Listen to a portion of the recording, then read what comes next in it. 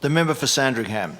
Thank you, Acting Speaker. I rise today to speak on the Public Health and Wellbeing Amendment State of Emergency Extension Bill 2021.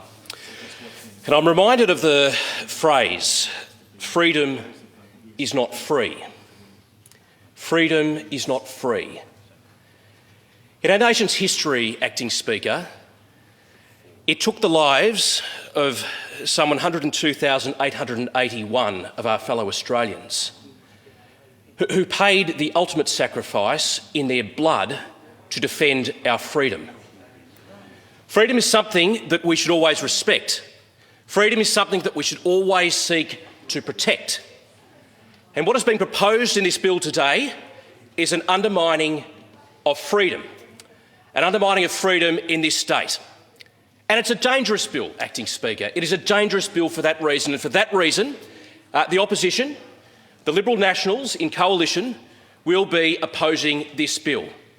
We will not give a blank cheque to this government, Acting Speaker. We will not give a blank cheque to this government who has proven itself time and time again in their management of this pandemic to be unworthy of that responsibility, to be unworthy and untrustworthy of that responsibility which has been entrusted to them by the Victorian people. Now, Acting Speaker, as I stand here today, there are a number of examples that come to mind, examples from within my own community of where the government has failed us, has failed the Victorian people in its handling of this pandemic. Now, in this bill, Acting Speaker, the government seeks a 9-month extension on the state of emergency. A 9-month extension which will give them the ability to lock us down and lock us up at the drop of a hat, with hours of notice, without any consideration, Acting Speaker, for the implications of that lockdown on our Victorian community, on the small businesses, on the families, on the mental health of Victorians, without any consideration for that at all. Now, every time the government has, Daniel Andrews, a Premier, has stood up and has said, we need to lock down this state, we're told that it's based on health advice. That health advice, Acting Speaker, has never been released. That health advice has never been released, has never been exposed to public scrutiny. We just need to trust the words of the Premier that these actions are being undertaken based on health advice.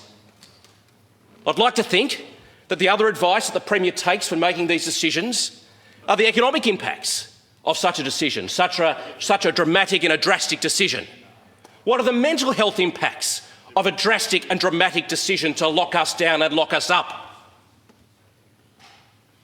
And why won't this government release that advice? Now, in my own area, Acting Speaker, I'd like to quote from an email I received from Ray. Ray writes to me, "We're on holiday in Coffs Harbour, New South Wales." This is on the 1st of January this year, Acting Speaker. "We're on holidays in Coffs Harbour, New South Wales. We travelled via Wellington and Tamworth.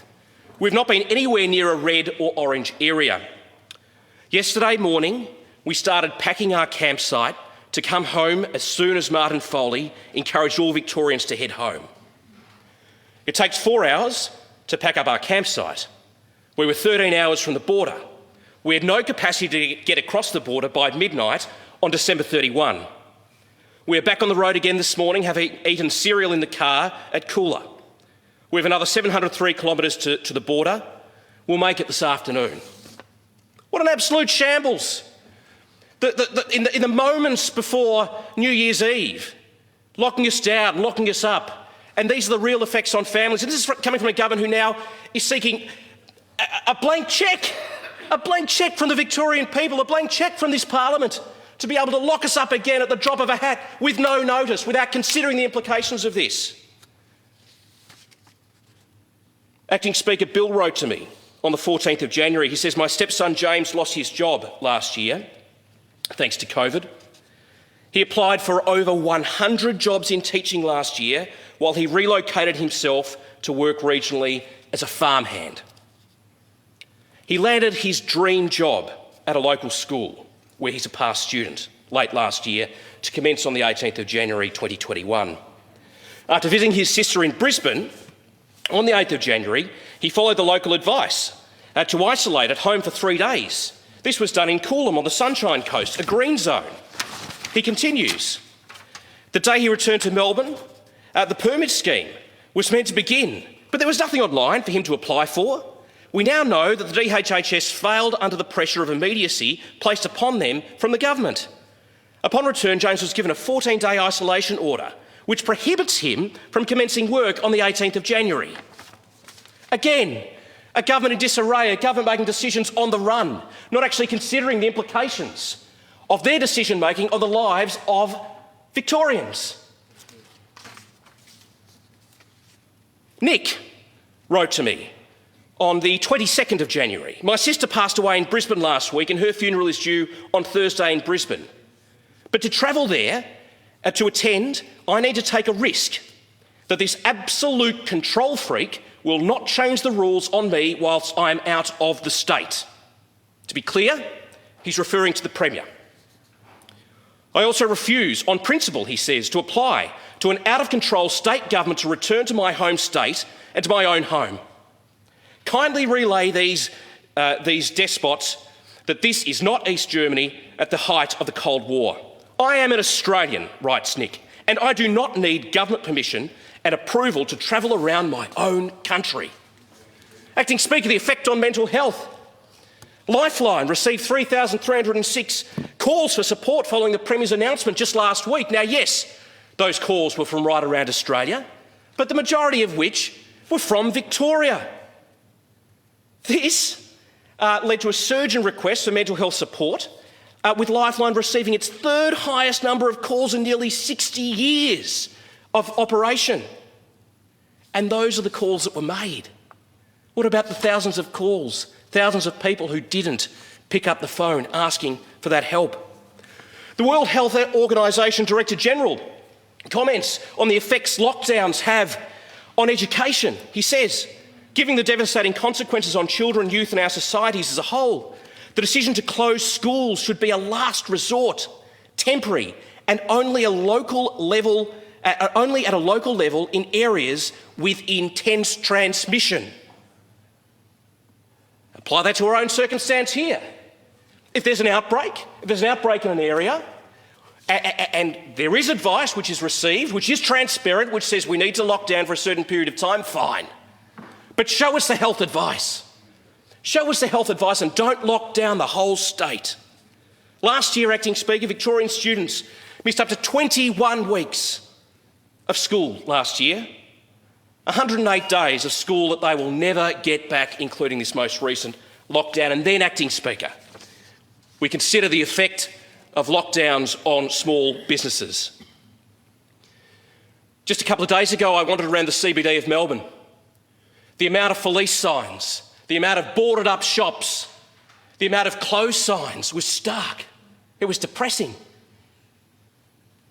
Lockdowns have a lasting impact, have a stark impact on our economies. But just yesterday, when we were meant to be open up again, I also walked around the CBD of Melbourne to find that there were many other businesses that were still closed. Understanding the DNA of business, understanding the DNA of retail shops and small business, that's not in the Labor Party's DNA, Acting Speaker.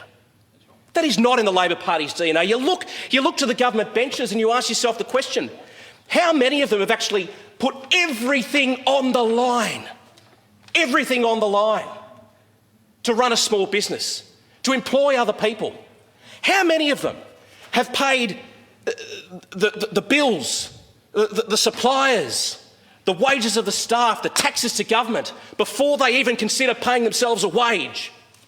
How many of them have been reliant upon supply chains and other subcontractors and a whole ecosystem of other suppliers in order to run their own business? The answer to that question is not many. It's not many. And you see that result here, don't you? You see that result here, Acting Speaker, because they are more inclined to lock us up and lock us down. There is a better way. There's a Liberal way, Acting Speaker, as we have seen in New South Wales. And you only need to look across the border to see how a Liberal way could be managing this virus in a completely different fashion.